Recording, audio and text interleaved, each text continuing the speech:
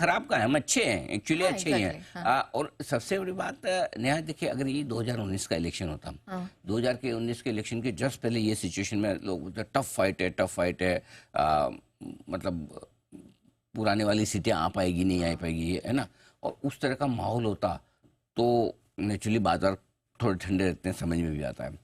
इस बार फिर से पहले 400 की बात हुई, 400 से अब 300 पे मार्केट आ गया।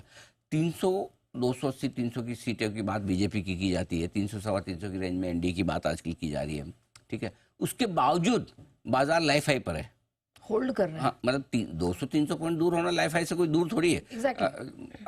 कल आप एग्जैक्टली 200 पॉइंट दूर थे निफ्टी पे, लाइफ हाई पे। बैंक निफ्टी में मुश्किल से 700-800 पॉइंट दूर है।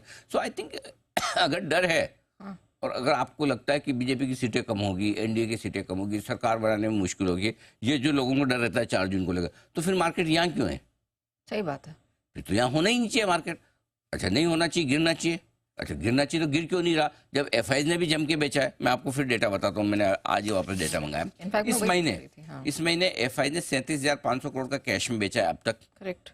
इंडेक्स फ्यूचर्स 14,500 करोड़ के बेचे और 9,700 करोड़ के स्टॉक फ्यूचर्स बेचे। कुल मिलाकर 62,000 करोड़ की नेट बिकवाली डायरेक्शनल तौर पर एफआईज की तरफ से। अब रिजल्ट्स का डर है आपको, एफआईज की बिकवाली का डर है, फिर भी गिरते क्यों नहीं हो? तो गिरो, ढंग से गिरो, कम से कम 5-7% तो गिरो, इतना तो बनता है।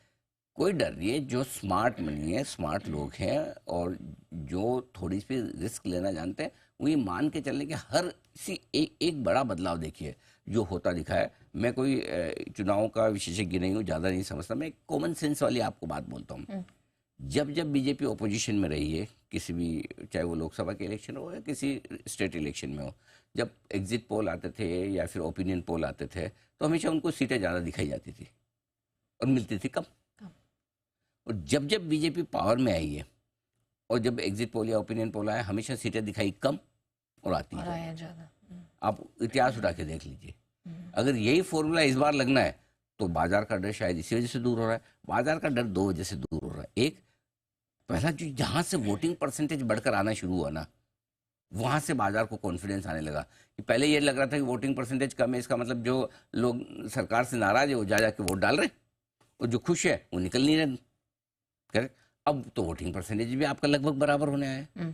दूसरी चीज जो लोगों का डर ये था कि भाई मार्केट क्या होगा क्या नहीं, तो अमित शाह साहब का स्टेटमेंट आया, हल्के फुल्के अंदाज में दिया होगा, मोदी जी ने हल्के फुल्के अंदाज में बोला, लेकिन बाजार को तो कॉन्फिडेंस चाहिए, वो कॉन्फिडेंस मिल गया, आप ऊपर हैं। सो आई थिंक हम अगर ग्लोबल मार्केट्स की तेजी में जितना नहीं बढ़ पाए, उसके 2 ही कारण है, एक 4 जून और दूसरा एफआईज की थोड़ी बिकवाली। लेकिन उसमें नेगेटिव होने के बजाय हमें ये देखना है हम कितना घट सकते थे, कितना गिर सकते थे, जो नहीं हो रहा।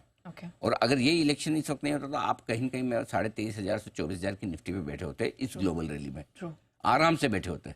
23,500 से 24,000 की निफ्टी इस वक्त होती अगर इलेक्शन का आपको थोड़ा, तो लोग अब नेगेटिव से न्यूट्रल हुए और अब थोड़ा थोड़ा कॉन्फिडेंस फिर से बढ़ने लगा है। जैसे आप छठे चरण और 7वें चरण में पहुंचेंगे, छठा चरण मेरे ख्याल से शनिवार को है, राइट। सो ठीक है, ऑल इज वेल, ऐसा कोई टेंशन वाली बात नहीं, बाजार ठीक है, हमारे परफेक्ट मार्केट है, no complaints, okay, no complaints.